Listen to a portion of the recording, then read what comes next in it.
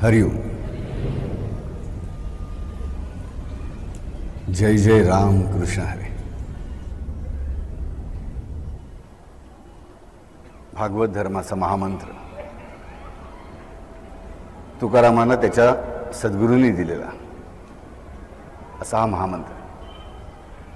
राम राम नाम मुखी यावं, सदैव असावं आणि शेवटच्या क्षणी तर यावंच यावं. शेवटचा क्षण म्हणजे फक्त मृत्यूचा क्षण नाही, प्रत्येक कार्य सफल संपूर्ण झाल्याचा क्षण. त्या प्रत्येक क्षणाला रामनाम यावं. या रामनामाची महती किती सांगावी. रामनामाबद्दल एक सांगितलं गेलं की रामनामाने नाश झाला नाही अशी पापं नाहीत, आणि रामनामाने उधरला गेला नाही असा पापी झाला नाही, होणार नाही. असे रामनाम. सहस्त्र नाम तुल्यम राम नाम वरानने. सहस्त्र म्हणजे अनंत. अनंत नामांच्या तुलनेमध्ये सुद्धा हे एकच नाम सर्वात श्रेष्ठ आहे. भारी आहे, जड आहे. पण मला वाटतं त्याच्यापेक्षा जड असते आमची जीभ. कारण एवढं जे महत्त्वपूर्ण नाव आहे ते सुद्धा उच्चारायला आमची जीभ वळत नाही. अगदी वैतागारी मात्र रामा रामा रामा रामा काय उच्छाद मानलाय पोराने हे म्हणाला मात्र आम्ही त्या रामाला हाक मारतो. एवढं तेच नाव कठीण आहे का उच्चारायला मला सांगा. सोपं आहे राम. आणि आम्हाला आदर्शच घालून दिला ज्याने रामकथा लिहिली, ज्यानेच कसंही म्हणा, राम म्हणा, रमा म्हणा, मरा म्हणा, कसंही म्हणा, पण ही 3 अक्षर उच्चारा, र आम, बस माझं कृतकल्याण, कोटी कल्याण, असं हे रामनाम. आणि ह्या रामनामाचा सर्वश्रेष्ठ मंत्र म्हणजे रामरक्षा. ओम श्री गणेशाय नमः. अस्य श्री रामरक्षा स्तोत्र मंत्रस्य बुध कौशिक ऋषी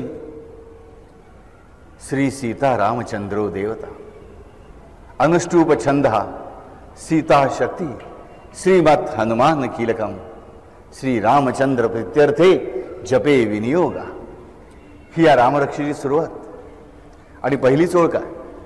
अस्य श्री रामरक्षा स्तोत्र मंत्रस्य बुध कौशिक ऋषी. अस्य श्री रामरक्षा स्तोत्र मंत्रस्य. रामरक्षा स्तोत्रस्य नाही, रामरक्षा स्तोत्र मंत्रस्य. जे स्तोत्रही आहे म्हणजे प्रार्थनाही आहे, स्तुतीही आहे, आणि जे मंत्र पण आहे अशी रचना म्हणजे स्तोत्र मंत्र. मंत्र जो स्तोत्र झाला आणि स्तोत्र जे मंत्र झालं. रामनामातूनच हे सगळं उद्भवलं, मग हे मंत्रमय आहे. रामनामाची महती गातं, रामालाही विनंती करते म्हणून स्तोत्रही आहे. आणि त्याच्या बरोबरीने हे स्तोत्र आणि मंत्राच्या पलीकडे स्तोत्र मंत्र आहे. हे स्तोत्रही आहे म्हणजे स्तुती करणार आहे, प्रार्थना करणार आहे. हे मंत्र आहे त्या विशिष्ट परमेश्वरी शक्तीला जागृत करणार आहे, आवाहन करणार आहे. आणि त्याच्यावर मी काय म्हणलं, तिसरी गोष्ट हे स्तोत्र मंत्र आहे. म्हणजे काय तर हे रामनाम ह्या मंत्राचं स्तोत्र आहे. हे रामनामाचं म्हणजे रामनाम ह्या मंत्राचं ते स्तोत्र आहे. की रामनामाची महती काय. हे स्तोत्र आम्हाला फक्त रामाची महती सांगत नाही, हे आम्हाला सगळ्यात महत्त्वाचं म्हणजे जो सर्वश्रेष्ठ मंत्र आहे राम, हे जे नाम आहे, हा जो सर्वश्रेष्ठ मंत्र आहे त्याची महती पण आम्हाला सांगतं, म्हणून हे स्तोत्र मंत्र आहे. अस्य श्री रामरक्षा स्तोत्र मंत्रस्य बुध कौशिक ऋषी. असे स्तोत्र मंत्र. ह्याचा ऋषी म्हणजे कर्ता कोण? बुध कौशिक ऋषी. आम्हाला बुध कौशिक ऋषीची गोष्टच माहिती नाही. पहिल्यांदा आम्हाला बघायचं आहे की बुध कौशिक नावाचा अर्थ काय, आणि मग बघायचे ह्याची कथा काय, आणि मग परत बघायचं आहे हेच नाव असणारा ऋषी या रामाने का निवडला, हे आम्हाला बघायचं. विष्णू सहस्त्रनामाची फक्त 250 नामं संपायला आम्हाला 7.5 वर्ष लागले. 1000 संपे तर किती वर्ष जातील आम्ही कॅल्क्युलेट केलं. आणि आता मध्ये बाबांनी रामरक्षा काढली, ती किती दिवस चालेल मलाही माहीत नाही. अप्रतिह स्त्रोत आहे. बुधकौशिक ऋषी, ह्या बुधकौशिक ऋषीचा जन्म कसा झाला माहिती आहे? ह्याच्या आधी अर्थ सांगतो. बुध म्हणजे जागृत, जागा झालेला, शहाणा, विद्वान, तो बुध आहे. पण सगळ्यात महत्त्वाचा अर्थ म्हणजे जो जागृत आहे तो बुध आहे. आणि कौशिक, कोश शब्दाचे दोन अर्थ आहेत आणि अनेक अर्थ आहेत, दोन महत्त्वाचे आहे या ठिकाणी. एक कोश म्हणजे ढग आणि दुसरा कोश म्हणजे धनाचा साठा, खजिना. आणि कौशिक म्हणजे तो जो ढग आहे, तो जो मेघ आहे, त्या मेघापासून उत्पन्न होणारा तो कौशिक, त्या धनाच्या खजिन्यापासून उत्पन्न होणारा तो कौशिक. आणि कसा? तर जो जागृत आहे तो. नावाचा अर्थ आम्हाला काय सांगतो की बुधकौशिक ऋषी हा असा मेघ आहे की जो जागृत आहे, जागृत आहे, ऍक्टिव्ह आहे, रेडी टू ऍक्ट आहे. जागृत आहे म्हणजे रेडी टू ऍक्ट, कार्याला तत्पर, कार्याला तयार. आणि हा असा खजिना आहे, हा असा खजिना याच्या मालकीचा आहे, हा असा खजिना जो उत्पन्न झालेला आहे की जो जागृत आहे, म्हणजे जो खजिना मी वापरू शकतो असा खजिना आहे. हा खजिना कुठेतरी भूमिगत लपवलेला आहे, मला शोधायचा नाही. हा खजिना जागृत आहे, उघडा आहे. आम्हाला साईशत चरित्रामध्ये बाबा सांगतात की माझे खजिने, माझी भांडारं भरलेली आहेत, पण लुटून न्यायलाच कोणी येत नाही. तसा आहे, असा मोठा खजिना की तो जागृत आहे, ॲक्टिव्ह आहे, रेडी आहे. मी वापरायचं म्हटलं की तो मला वापरता येणार आहे, पण मी वापरणार की नाही ह्यावर सगळं अवलंबून आहे. असा हा बुधकौशिक ऋषीच्या नामाचा महिमा.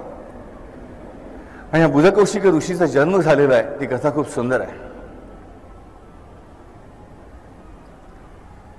रामायण होऊन गेलेलं आहे. त्यानंतरच्या काळामध्ये एकदा विश्वामित्र ऋषी तपश्चर्या करून, परमेश्वराला प्रसन्न करून हिमालयाच्या कुशीतून शांतपणे परत अवनी तलावावर भारत भूमीवर यायला निघतात.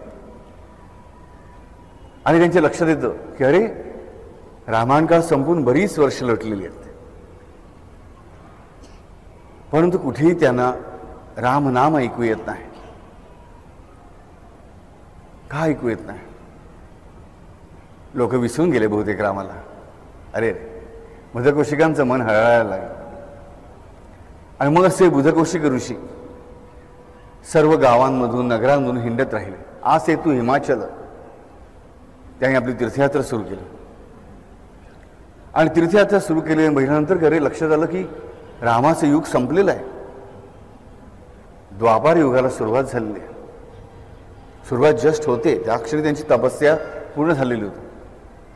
आणि लोक आज रामनामाला विसरलेत. हा कृष्ण द्वापाराच्या अंती येणार आहे, तोपर्यंत समाजाचं होणार कसं? त्यांचं उपास्य दैवत म्हणजे साक्षात शिव. शिव ज्याचं नाम घेतो तो राम, माझा देव ज्याचं नाव घेतो तो राम. आणि त्याचं नाव मात्र कोणी घेत नाही आहे. म्हणजे आपापल्या विलासांमध्ये मशगूल आहेत, आणि ती फोफावली आहे, वाढत चालली आहे. सत्ययुग त्रेतायुगातली कुठलंही प्रिन्सिपल उरलेलं नाही हे त्यांच्या लक्षात येतं. आणि मग अशा रीतीने फिरता फिरता ते काशीला येतात. विचार करा, हिमालयातून निघालेले आहेत. आज सेतू म्हणजे सेतू बंधनापर्यंत, म्हणजे रामेश्वरमपर्यंत यायचं आहे. हिमालयातून काशीला येतात, हिमालयातून सेतूला जातात, पूर्णपणे रामेश्वरमपासून परत काशीला येतात दुसऱ्या टप्प्यामध्ये. आणि काशीमध्ये विश्वनाथाच्या मंदिरामध्ये हे बुधकौशिक ऋषी जातात. आणि तिथे त्याच क्षणाला सर्व शिवमय जगत दिसायला लागतं. साक्षात शिव सगळीकडे दिसायला लागतात, तो नीलकंठ सगळीकडे दिसायला लागतो. आणि बुधकौशिक ऋषी ना त्या शिवाच्या तोंडून निघणारे शब्द ऐकवायला लागतात, राम राम राम राम राम राम. दिसतोय सगळीकडे शिव आणि ऐकू येतोय फक्त राम. किती सुंदर अवस्था आहे मला सांगा. ही अवस्था त्यांना प्राप्त होते. शिव त्यांना प्रसन्न होतात. बुधकौशिक ऋषीला म्हणतात, तुला पाहिजे ते माग. बुधकौशिक म्हणतो, देवा मला वचन दे, मी जे मागीन ते मला देशीलच. शिव म्हणतो, मी आत्तापर्यंत कधी तुला नाही म्हटले का रे? बुधकौशिक म्हणतो, देवा ह्या जगातल्या प्रत्येकाच्या मुखामध्ये रामनाम येऊ दे. शिव म्हणतो, जे व्हायला हवं ते मागतोयस, पण हे मला सुद्धा कठीण आहे एवढं लक्षात ठेव. कारण ह्या प्रत्येकाला त्या परमात्म्याने, त्या रामानेच कर्मस्वातंत्र्य दिलेलं आहे आणि त्याचा दुरुपयोग करून हे त्याचंच नाव घेत नाही आहेत. तिथे मी काय करणार? तू अशक्य वर मागितलास की जे मी करू शकत नाही. कारण ह्यांचं कर्मस्वातंत्र्य मी हिरावून घेऊ शकत नाही. ते कर्मस्वातंत्र्य ह्या प्रभूने त्याला दिलेलं आहे, ह्या परमशिवाने, ह्या महाविष्णू रामाने दिलेलं आहे. त्यामुळे मी ते हिरावून घेऊ शकत नाही आणि कर्मस्वातंत्र्य ह्यांचं मी हिरावून घेऊ शकत नाही. त्यामुळे रामनाम म्हणा अशी जबरदस्ती मी कोणावरही करू शकत नाही. त्यामुळे हे भक्ता, तुझ्या अकारण कारुण्यापुढे आज माझं अकारण कारुण्य हरलं. शिष्यात इच्छेत पराजय. ह्या भारताची महतीच मुळे मोठी आहे की गुरुची इच्छा काय असते की माझ्या शिष्याकडून माझा पराभव व्हावा. आणि इकडे तर साक्षात भक्त देवाचा पराभव करतोय. देव स्वतः कबूल देतोय की भक्त बाबा, तुझं अकारण कारुण्य, त्याच्या पुढे माझं अकारण कारुण्य आज हतबल झालं, हरलं. माझ्यापेक्षा तूच श्रेष्ठ. विठूने वाहिला शिरी देवराण. ह्या विठ्ठलाने स्वतःच्या मस्तकावर त्या शिवशंकराला धारण केलं. अशी महती. असा हा शिव आणि राम. कोण मोठा? दोघेही मोठे, कारण दोघेही एकच. दोघेही एकच. त्या एकच सद्गुरु तत्वाचे फक्त विभिन्न अवतार, विभिन्न रूप. अवतार म्हणणे चुकीचं. आता शिवाला प्रश्न पडतो, काय करायचं? बुधकौशिक म्हणतो, देवा, मी मागायचं ते मागितलं, वचनबद्ध तू झालायस. कर्ज कोणाच्या डोक्यावर? कर्ज देवाच्या डोक्यावर. फक्त मात्र स्वतः सावकार धरून बसून राहिला. शिव म्हणतो, मला थोडा अवधी दे, नाहीतर तूच मला ह्यातून काही मार्ग दाखव, माझी सोडवणूक कर. काही हा विश्वाचा प्रमुख नियम म्हणजे प्रत्येक मानवाला असणारं कर्मस्वातंत्र्य, आणि ते मी हिरावून घेऊ शकत नाही. कोणाला मी जबरदस्ती करू शकत नाही की तुम्ही परमेश्वराचं नामस्मरण करा. नाही, हे माझ्या नियमांच्या पलीकडे. मी काय करू? स्वतः शिव रामाच्या तपश्चर्येला बसतात. आता काय करणार? दुसरा मार्ग नाही. शिवांच्या बरोबरीने ती अपर्णा पार्वती तिथे येते आणि तीही तपश्चर्येला आरंभ करते. त्याच्याबरोबर त्या दोघांची उग्र तपश्चर्या करून त्यांची दोन्ही बाळं म्हणजे साक्षात गणपती आणि कार्तिकेय हे दोघं सुद्धा येऊन तपश्चर्येला बसतात. संपूर्ण कुटुंब बसले परमेश्वरी, लक्षात ठेव. त्यांची तपश्चर्या बसून साक्षात नंदी तो येऊन तपश्चर्येला बसतो. 5 जण तपश्चर्येला बसले. उग्र तपश्चर्या सुरू झाली रामासाठी. आणि आपल्या देवाला कष्ट पडलेले बघून बुधकौशिक ऋषी अन्न पाणी सगळं वर्ज्य करून बसून राहतो की मी काय संकटात टाकलं माझ्या देवाला, की माझ्या देवाला केवढी घोर तपश्चर्या करावी लागते. त्याच्याबरोबर माझी माऊली पार्वती तपश्चर्याला बसली.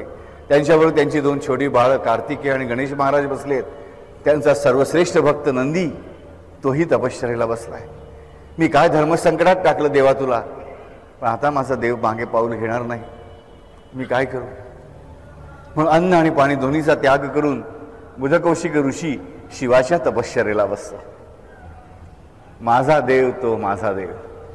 माझा देव भले रामाची तपश्चर्या करत असेल, पण मी मात्र माझ्या देवाचीच तपश्चर्या करणार. विचार करा, असे हे 5 जण तपश्चर्या बसलेत आणि त्यांच्यासमोर बुधकौशिक ऋषी त्यांची तपश्चर्या करत होतोय. आणि बुधकौशिकाच्या समोर हे पंचायतन त्या रामाची उपासना करत आहे. किती सुंदर क्षण असा. आणि मग गोष्ट अशी होते, ज्या क्षणाला, खूप सुंदर गोष्ट लक्षात ठेवा, ज्या क्षणाला शिवाच्या समोर राम प्रगटतो, ज्या क्षणाला शिवाच्या समोर राम प्रगटतो आहे, त्याच क्षणाला बुधकौशिकाच्या समोर शिव प्रगटतो आहे. लक्षात आलं? बुधकौशिकाच्या समोर शिव प्रगटतोय, त्याच क्षणाला शिवाच्या समोर राम प्रगटतोय. म्हणजेच 3 पातळ्यांवरती तिन्हीची तदाकारता झाली. किती सुंदर गोष्ट आहे बघा. शिव प्रगटतोय बुधकौशिकाच्या समोर म्हणतो स्वतःच्या जागेवर नाही आहे. राम शिवाच्या समोर प्रगटतोय म्हणून शेवटी तो बुधकौशिकाच्याही समोर आहेच. कुठल्याही देवाचं नाव घ्या, सर्व देव नमस्कारम केशवम प्रतिगच्छति. केशव म्हणजे विष्णू नव्हे, केशव म्हणजे जो शवाच्या पलीकडे येतो, म्हणजे जो आकृतीच्या पलीकडे येतो, जो कुठल्याही आकृतीने बद्ध होत नाही, तो म्हणजे एकमेव परमशिव महाविष्णू सद्गुरु तत्व. एक भक्ताने काय हलवून ठेवलं मला सांगा? अख्खं 14 भुवन, सर्व त्रिखंड सगळं हलवून टाकलं.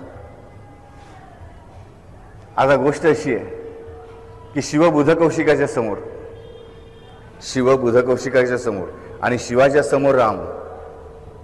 मग हा राम बुधकौशिक आणि शिवाच्या मध्ये आहे की बुधकौशिकाच्या मागे आहे? हा प्रश्न आम्हाला पडला का? पडला असेल तर चांगली गोष्ट आहे. आणि ह्याचं खूप सुंदर वर्णन विश्वामित्र ऋषींनी केलेलं आहे की गोष्ट अशी आहे की शिवाच्या समोर बुधकौशिक आहे आणि राम जो आहे तो शिवाच्या समोर आहे आणि बुधकौशिक ऋषीच्याही समोर आहे. कारण त्याचं ब्रीदच आहे भक्तवत्सल. रामाचं नाम शिव घेतोय आणि त्या भक्ताचं नाव जो घेतो त्यासाठी पण तो धावणारच आहे. म्हणजे तो शिवालाही सन्मुख आहे आणि तो बुधकौशिकालाही सन्मुख आहे. त्या दोघांच्या मध्ये आहे, पण तरी तो दोघांच्याही समोर आहे. आणि जरी तो बुधकौशिकाच्या समोर आहे तरी तो शिवाच्या आड नाही आहे. बुधकौशिकाला त्याचा देव दिसतोच आहे. किती सुंदर आहे गोष्ट मला सांगा. आम्ही साधी गोष्ट ठेवली, एक फळी त्याच्यासमोर दुसरी फळी आणि मध्ये तिसरी फळी ठेवली. इकडच्याला तिकडचं, इकडे एक मनुष्य, मध्ये एक मनुष्य, समोरचा एक मनुष्य. एका माणसाला चेहरा एकाच बाजूला दिसेल, दुसऱ्या बाजूला दिसणार नाही. मधल्या माणसाला ह्या माणसाला समोरचा दिसणार नाही. इकडे असं नाही आहे, दोन्ही बाजूला तोच मनुष्य आहे. मधला जो आहे ना तोच, तो राम दोघांना समान आहे. पण महत्वाची गोष्ट घडते की जो बुधकौशिकाला सन्मुख आहे तो अत्यंत प्रेमार्द्र आहे, प्रेमळ नजरेने बघतोय. तर जो शिवाकडे बघतोय तो मात्र मिश्किलपणे बघतोय. प्रेमार्द्र नजरेने बघतोय राम बुधकौशिक ऋषीला की काय ह्याचं अकारण कारुण्य की ज्याने शिवाला सुद्धा नमवायला लावलं, शिवाला ज्याने कर्जबाजारी केलं. आणि शिवाकडे बघतोय मिश्किलपणे की काय या देवाचा खेळ. माझ्या नावाचा मोठेपणा सांगण्यासाठी स्वतःकडे हा किती नम्रता घेतोय. हा त्याचाही मिश्किल खेळ बघतोय राम. म्हणून तो मिश्किलकडे शिवाकडे बघतोय. आणि मग आता बुधकौशिका ऋषीच ही कोंडी फोडू शकतो. तो म्हणतो, देवा शिवा माझ्या प्रश्नाचं उत्तर दे. शिव रामाला म्हणतो,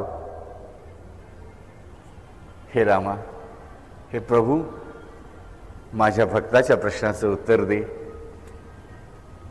राम बुधकौशिक ऋषीला नमस्कार करतो आणि म्हणतो, मी तुझ्या सन्मुख उभा आहे, तू माझा भक्त नाहीस, मी तुझा भक्त आहे. मग हे माझ्या देवा तू मला उत्तर दे. बघा हा महाविष्णू लवाड कसा असा. शिव बिचारा भोळा, त्याने तपश्चर्या केली. राम तपश्चर्या करण्याच्या भानगडीत पडले नाही. तो महाविष्णू महाखट्याळ, तो कृष्ण म्हणून पण खट्याळ, राम म्हणून पण खट्याळ. तो पडला बुधकौशिक ऋषीच्या गळ्यात की मी तुझ्या सन्मुख उभा आहे, मी प्रेमादर नजर तुझ्याकडे बघतोय, मी तुझी भक्ती करतोय, म्हणून तू माझा देव. शिवाने जो प्रश्न मला विचारला त्याचं उत्तर तू मला दे. आली का पंचायत. म्हणून आम्ही शिवाला भोळा सांब म्हणतो, कारण तो खरंच भोळा आहे. पण राम आणि कृष्ण मात्र बरोबर जाणतात आपल्या भक्तांना खेचून आणायचं कसं, पकडायचं कसं आणि गुंतवून ठेवायचं पण कसं. आता पाळी आली बुधकौशिक ऋषीची. उत्तर देणार काय? बुधकौशिक म्हणतो, हे रामा, भक्त बघा, देवापेक्षा भक्त नेहमी शिरजोर असतो. बुधकौशिक उत्तर देतो, रामा, तू माझ्या समोर येऊन उभा राहिलायस, पण अजून मी तुझ्यावर प्रसन्न झालेलो नाही. त्यामुळे मी तुझ्या प्रश्नाला उत्तर द्यायला बांधलेला नाही. घ्या, काय ताकद आहे भक्ताची. तू माझ्यासमोर येऊन उभा राहिलास कबूल, पण मी अजून प्रसन्न कुठे झालो तुझ्या तपश्चर्येने. मी प्रसन्न झालेलो नाही, या मी तुझ्या प्रश्नाचं उत्तर द्यायला बांधलेला नाही. आणि तुला आजच सत्यवचन घेतो, माझ्या शिवाची शपथ घेऊन सांगतो की तू किती तपश्चर्या केलीस तरी मी प्रसन्न होणार नाही. काय भक्ताची ताकद आहे. देवाने लबाडी केली, आम्हाला वाटतं देवाची लबाडी किती मोठी, पण भक्त बघा त्याच्याही पेक्षा वाढ. अरे तू माझा भक्त म्हणतोस ना, मग तू तपश्चर्या कुठे गेलीस? मी तुझ्या समोर आहे, पण मी प्रसन्न झालेलो नाहीये. मी तुझ्या प्रश्नाचं उत्तर द्यायला बांधिलेला नाही. आणि मी आज वचन घेतो की तुझ्या कुठल्याही तपश्चर्याने मी प्रसन्न होणार नाही. आलं कोणाच्या गळ्यात? ज्याने लबाडी केली त्याच्याच गळ्यात. भक्त वत्सल आहे, भक्त लांछन आहे महाविष्णू. तो शिवालाही जवळ घेतो आणि बुधकौशिकालाही जवळ घेतो. शिवाला तो वरदान देतो की शिवा, तुझ्या भक्ताची कामना मी पूर्ण करीन. शिव महाराज लगेच प्रसन्न होतात, खुश होऊन आपल्या परिवारासह परत हिमालयात निघून जातात. बुधकौशिक ऋषी मात्र समोर आहे. राम बुधकौशिकाला म्हणतो, अरे बुधकौशिका, तुझ्या भक्तीने मी खरंच प्रसन्न झालो. तुझा हा जो प्रेम आहे ना, हे प्रेमच या विश्वाला दिशा दाखवत राहील. मी तुला एक वर देतो की शिवाने तुला वचन दिलंय की तू जे मागशील त्याला हो म्हणेल. आणि तू काय मागितलंस? ह्या विश्वातील प्रत्येक मानवाच्या मुखामध्ये रामाचं नाम असू दे. राम म्हणतो की बुधकौशिका, मी तुला वर हो म्हणून देतो, तथास्तु म्हणतो. पण पण पण काय? हे तू मागितलंस, हे तू मिळवलंस, ह्याची आठवण जो ठेवील त्याच्याच मुखामध्ये हे नाम येईल. बाकीच्या कोणाच्याही मुखामध्ये हे नाम येणार नाही. तुझी आठवण जो ठेवील त्याच्याच मुखामध्ये हे नाम सदैव राहील. आणि तर येईल आणि जाईल, पण तुझ्या नामाची आठवण जो ठेवील त्याच्या मुखामध्ये मात्र हे रामनाम सदैव राहील. आणि त्यासाठी तुझ्याकडे मी एक साधन देतो. आज रात्री मी तुला माझ्या वरदानाने शिवपार्वतींच्या एकांतात घेऊन जातो. शिवपार्वतीच्या एकांतामध्ये ज्या क्षणी तुझ्या शिवपार्वतीला त्यांच्या एकांतामध्ये माझं स्मरण करताना बघशील, तेव्हा तुला कळेल की माझं स्मरण कसं करायचं असतं. आणि मग ते तू सगळ्या जगाला विस्तृत करून सांग. बुधकौशिक ऋषी नमस्कार करतात रामाला. राम अंतर्धान पावतो. रात्रीची वेळ होते. राम स्वतः सीते सकट, लक्ष्मणा सकट येतात, सपरिवार येतात आणि बुधकौशिकाला घेऊन जातात. जसं जसं शिवपार्वतीच्या एकांताचं स्थळ जवळ यायला लागतं, तसं बुधकौशिक ऋषींना ते सहन होत नाही. ते तेज ते सहन करू शकत नाहीत. ते रामाला म्हणतात, रामा, शिवाने दर्शन दिलं, ते सगळे उपासाला बसले होते, तेव्हा मी त्याचं तेज सहन करू शकलो. मी तुझं तेज सहन करतो, तुम्ही सगळे माझ्याबरोबर आहात. ह्या शिवपार्वतीचा एकांत आहे, त्याच्यामधलं मात्र मला तेज सहन होत नाही. ही काय परिस्थिती आहे? ह्याचं कारण, ह्या सर्व विश्वासाठी ह्या शिवाने आपलं तेज खुलं केलं आहे आणि त्याचं तेज म्हणजेच रामनाम. विचार कर बुधकौशिका, ह्याचं तेज तुला सहन होत नाही, सामान्य मानवाला काय सहन होईल?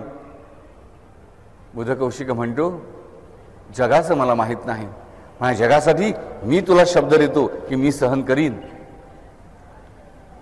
बुधकौशिक ऋषी तेज सहन करत करत सर्व देह कापतोय, जळतोय, आग होते, अशा अवस्थेमध्ये पुढे जाऊन पोहोचतात. ज्या क्षणी शिवाचं दर्शन होतं त्या क्षणाला त्यांना मूर्छा येते. मूर्छा येताना बघतात तर काय की विसावलेत तर रामाच्या अंकावरतीच. रामाने धारण केले बुधकौशिक ऋषींना. त्यांच्या अंगावर बुधकौशिक ऋषी शिवपार्वतीला बघतायत आणि ऐकतायत. आणि ऐकतायत काय तर जे आम्ही आज म्हणतो ते रामरक्षा स्तोत्र. त्या अर्धनिद्रित अवस्थेमध्ये बुधकौशिक ऋषींनी बघितलं. जागे झाले तर परत विश्वनाथाच्या मंदिरामध्ये समोर कोणीच नाही. प्रबुद्धो बुधकौशिका. अशी ही रामरक्षेच्या जन्माची कथा. ही रामरक्षा म्हणजे अवतरलीच कोणासाठी? तर आम्हा सर्वांच्या कल्याणासाठी. ही कथा आम्हाला कधी ऐकलेली नसते, आम्ही वाचली नसतं, आम्हाला माहीत नसतं. मला सांगा, आम्ही रामरक्षा म्हणतो, आम्हाला सांगतात, दादा सांगतात, बापू सांगतात, पण रामरक्षेचं महत्त्व आम्हाला माहीत नाही, कारण कथा आम्हाला माहीत नाही की रामरक्षा जन्मालाच मुळे कशी आली. बघा, भक्तीची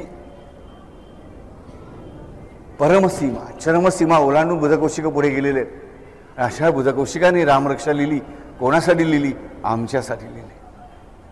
आणि म्हणून बुधकौशिकाने जेव्हा ही रामरक्षा सकाळी उठून लिहायला घेतली, प्रबुद्ध बुधकौशिका, बुद्ध नाही प्रबुद्ध बुधकौशिका, जो नित्य जागृत आहे तो बुधकौशिक ऋषी.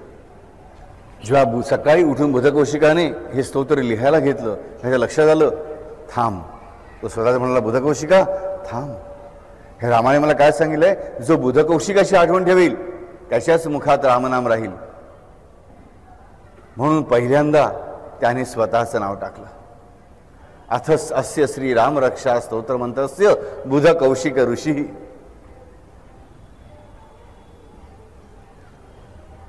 ज्या क्षणी तो हे नाव लिहायला लागला त्या क्षणाच माता सरस्वती तिकडे प्रगट झाली आणि म्हणजे, बुधकौशिका थांब, तू माझी तपश्चर्या अनेक वार केलेली आहेस.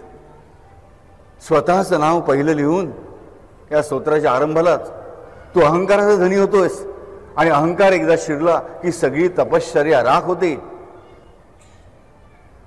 बुधकौशिक म्हणाला, माते, अगर जगाचं कल्याण होणार असेल तर माझी तपश्चर्या राख झाली तरी मला हरकत नाही.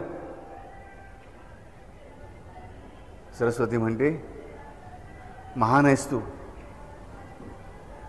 मी स्वतः लिहायला बसते.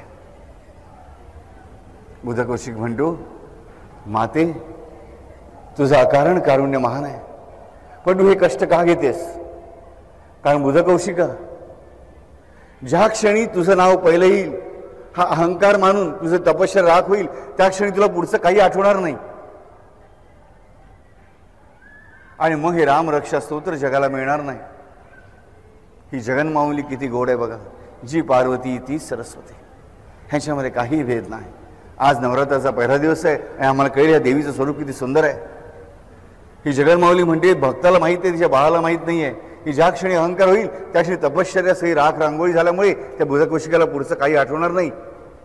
ही माऊली जगन्माऊली पार्वती धावत आलेली आहे. ही सरस्वती रूपाने म्हणते की मी लिहायला बसते, कारण ज्या क्षणी तुझं नाव लिहिलं जाईल त्या क्षणी अहंकार झाला म्हणून तुझी सगळी तपश्चर्या जाईल, पण तुला काही आठवणार नाही. आणि म्हणूनच मला त्या परमात्म्याने पाठवलंय, त्या रामाने पाठवलंय तुझं लिखाण लिहिण्यासाठी.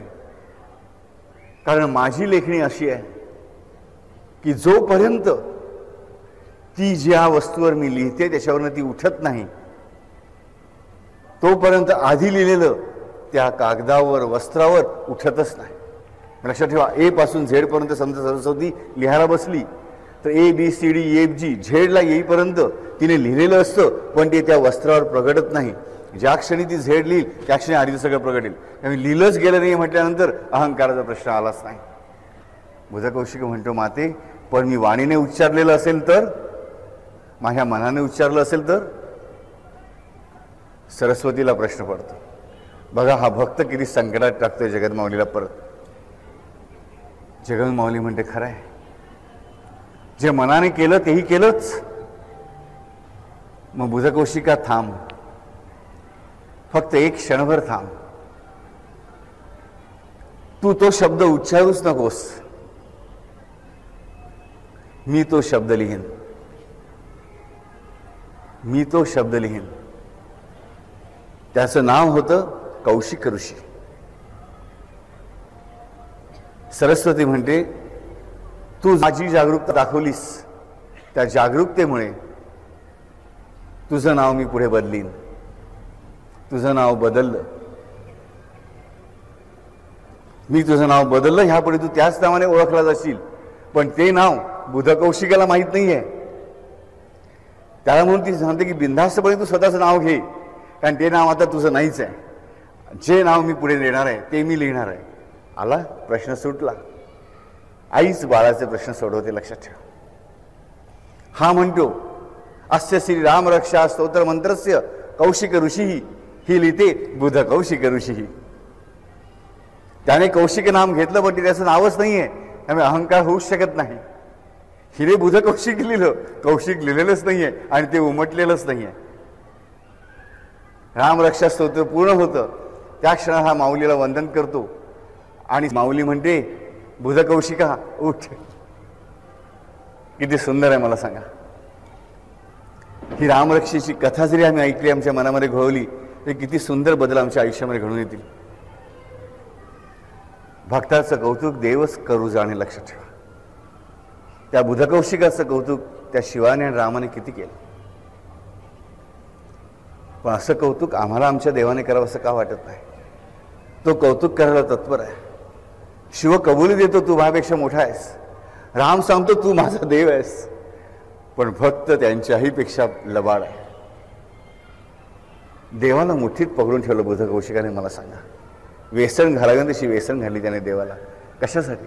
स्वतःसाठी काही नाही. त्याने कुठेही पुढे स्वतःचं नाव त्याला होतं. पहिल्या ओळीमध्ये त्याने स्वतःचं नाव घातलं, ते पण स्वतःसाठी नाही, सर्व जगासाठी. आणि मग पुढे गोष्ट घडते.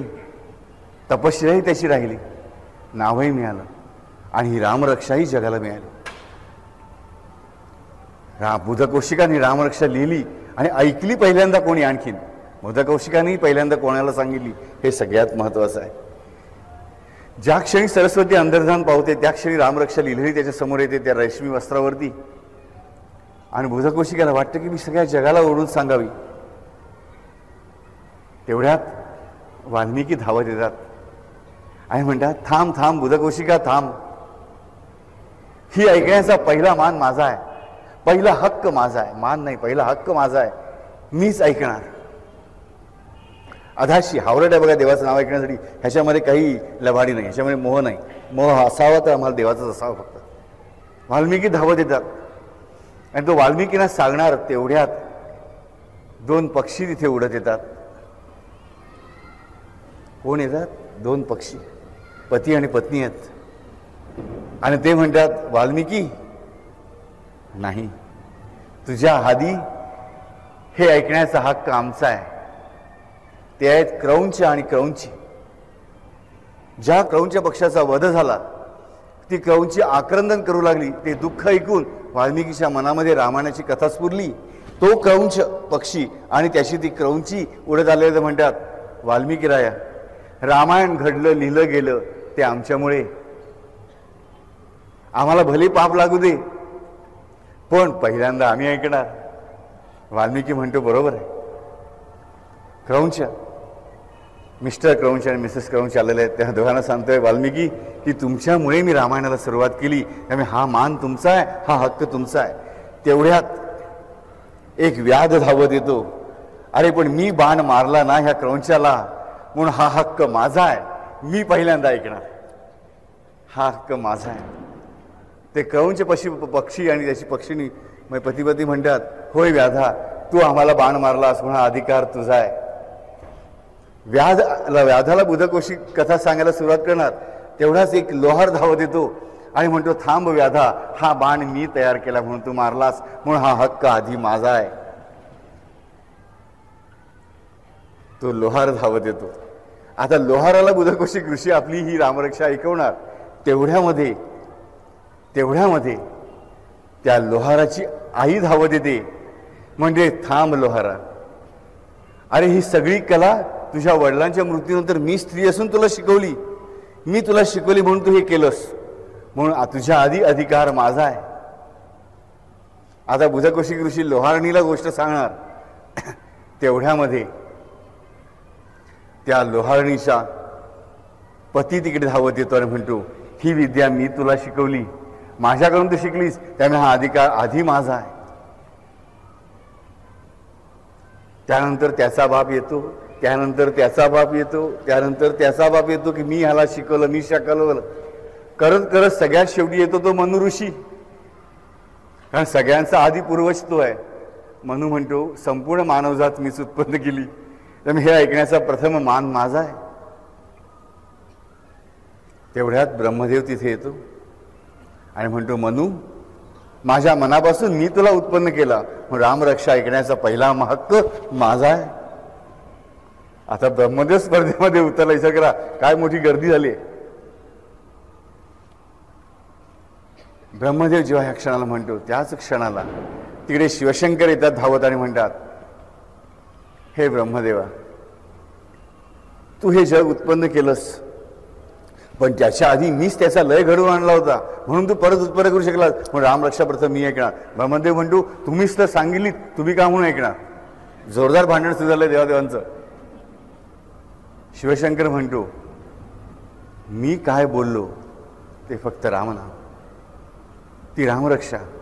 पण माझ्यापेक्षाही हा बुधकौशिक रामाचा श्रेष्ठ भक्त आहे, त्याच्या मुखातून मात्र मला पहिली ऐकायची आहे. कारण मी जे बोलतो ते मी ऐकत नाही. मलाच माझा हक्क पहिला, मी पहिल्यांदा करणार. आता करायचं काय प्रश्न उभा राहतो. प्रत्येक जण भांडतोय.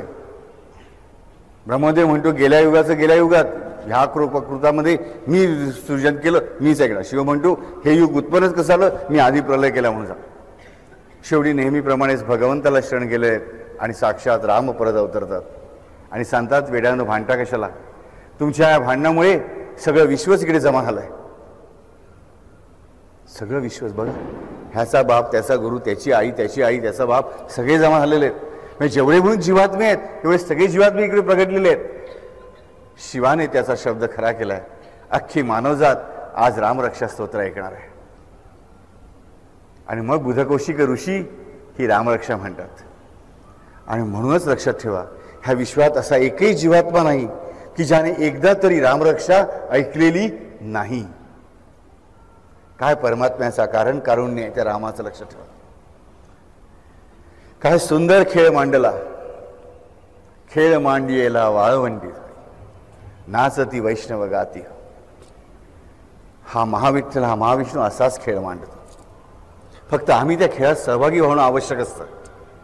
लक्षात ठेवा, आम्ही कधी ना कधी एकदा तरी ही रामरक्षा ऐकलेलीच आहे. आणि ती सुद्धा कोणाकडून, साक्षात बुधकौशिक ऋषीकडून, ब्रह्मदेवाच्या, शिवाच्या आणि रामाच्या साक्षीने. तरी आम्ही आज एवढे पतित झालेलो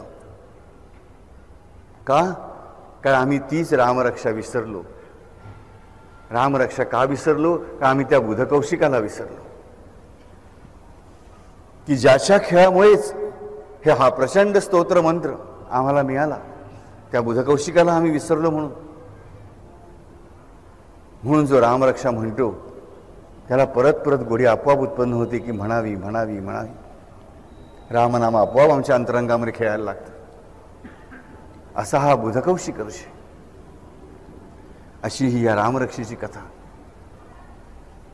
अस्य श्री रामरक्षा स्तोत्र मंत्रस्य बुधकौशिक ऋषी. बुधकौशिक माझीच सांग. जागृत मेघ, जागृत ढग म्हणजे बुधकौशिक. जागृत ढग, जागृत मेघ. मेघ बनतो कसा? समुद्राच्या पाण्यापासून, सूर्यामुळे. परत तो पाणी बरसतो, तोच जागृत. जो बरसणारा घन आहे ना, तो जागृत घन आहे. आणि त्या जागृत घनाची, त्या घनाची जी जागृत अवस्था म्हणजे बुधकौशिक. जागृत अवस्था म्हणजे बुधकौशिक.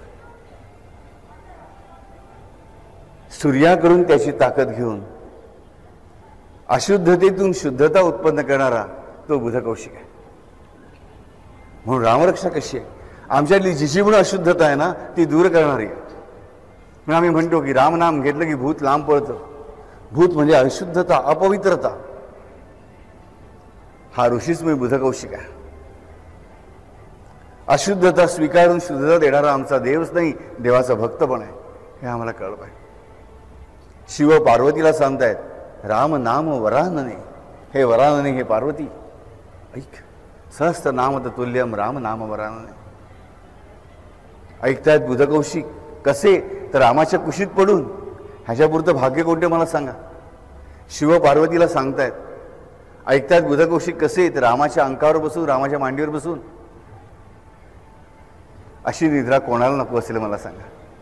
नाही, आम्हाला बुधकौशिक व्हायला हवं. पण हा बुधकौशिक बनतो कसा? तर तपाने, सूर्याच्या तपाने.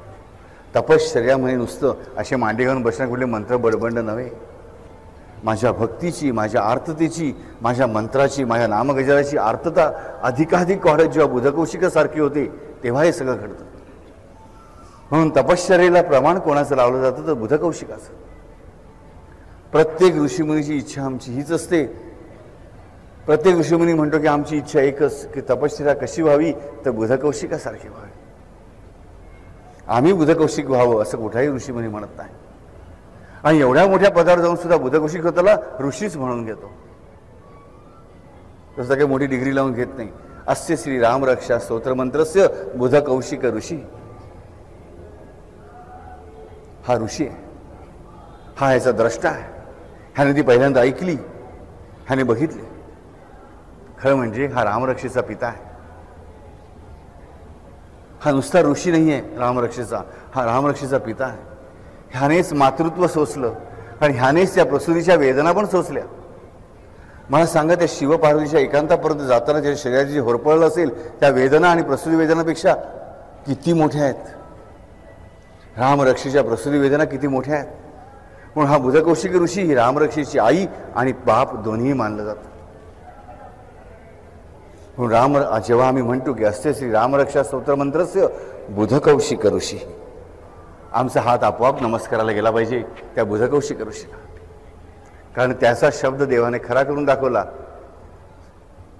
वाल्मिकीला पाठवला, वाल्मिकीच्या पाठवून कौंचाला पाठवला, कौंचाच्या पाठवून त्या व्याधाला पाठवला, व्याधाच्या पाठवून लोहाराला पाठवला. असं करत सरत त्याने प्रत्येक जीवात्म्याला तिकडे आणलं. प्रत्येक जीवात्म्याचा काही ना काही संबंध होताच. आणि ह्या गोष्टीने आम्हाला दुसरी महत्त्वाची गोष्ट कळते की ह्या जगामध्ये साईचरित्रात जे वारंवार सांगितलेलं आहे की प्रत्येक जीव दुसऱ्या जीवापासून विभक्त नाही. आमचं प्रत्येकाचं एकमेकाशी काही ना काहीतरी कुठेतरी नातं आहेच, कुठला तरी संबंध आहेच. सर्व विश्व जोडलं एकमेकाशी. ते मात्र त्यावेळेस बुधकौशिकाने जोडलं ते रामनामाने. आज सुद्धा जर आम्हाला विश्व जोडायचं असेल तर ते कशाने जोडलं जाईल? फक्त रामनामानेच, हे आम्हाला कळलं पाहिजे. विश्व म्हणजे मी पृथ्वीची पण गोष्ट करते. मी एक सामान्य मनुष्य आहे. माझ्या घराचं विश्व, माझं भावना विश्व, माझ्या कृतीचं विश्व, माझ्या कार्याचं विश्व, माझ्या कर्माचं विश्व, माझ्या सुखाचं विश्व, माझ्या दुःखाचं विश्व. म्हणा बापरे बापू, आम्हाला दुःखाचं विश्व फुलवायचं नाही. अरे राजानो, दुःखाचं विश्व म्हणजे राम भेटत नाही ह्या दुःखाचं विश्व फुलू दे, तो विरह फुलू दे. मग बाकीची दुःख अशी पाला पाचोळ्यासारखी निघून जाते. दुःख करायचंच आहे ना, मग तो मला मिळत नाही ह्याचं करा, तो मला भेटत नाही ह्याचं करा, मी त्याच्यापर्यंत पोहोचत नाही ह्याचं करा. रामरक्षा हे दुःखाचं विश्व पण वाढवत नाही. पण मानवी दुःखांचं विश्व केव्हाच नाहीच झालेलं असेल, कारण तो शिव तिथे आहेच. अशी रामरक्षा. अस्य श्री रामरक्षा स्तोत्र मंत्रस्य बुधकौशिक ऋषी.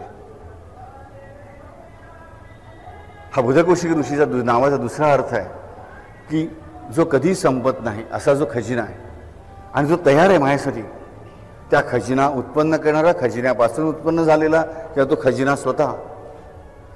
रामरक्षा हा असं द्रव्य आहे, असा खजिना आहे की जो जागृत आहे. बघा, साधी गोष्ट मला सांगा, भारताची करन्सी घेऊन तुम्ही अमेरिकेत गेलात चालेल का? पण दुकानामध्ये कोण घेईल का? पटकन नाही घेणार. तिकडची करन्सी तिकडेच चालते. किंवा साधी गोष्ट आहे, मला सांगा की मला एखादी गोष्ट विकत घ्यायला जायची पण त्या माणसाला ती विकायची नाही, तर तुम्हाला विकेल का? एखादी गोष्ट मला हवी आहे, तो मनुष्य त्याला द्यायची नाही तर मला देईल का? नाही. मला एखाद्या ठिकाणी खजिना पुरलेला माहिती आहे पण मला त्याच्याकडे माझी चावी नाही त्या कृपाची, तर मला तो खजिना मिळू शकेल का? तो खजिना माझ्यासाठी ॲक्टिव्ह आहे. असा हा एकमेव खजिना आहे आणि तो म्हणजे रामरक्षाचा. कारण हा खजिना स्वतः बुधकौशिक ऋषीकडे, बुधकौशिक ऋषीकडचा खजिना म्हणजेच रामरक्षा स्तोत्र. बुधकौशिक ऋषी नावाच्या ढगामधलं बरसणारं पाणी म्हणजे रामरक्षा स्तोत्र.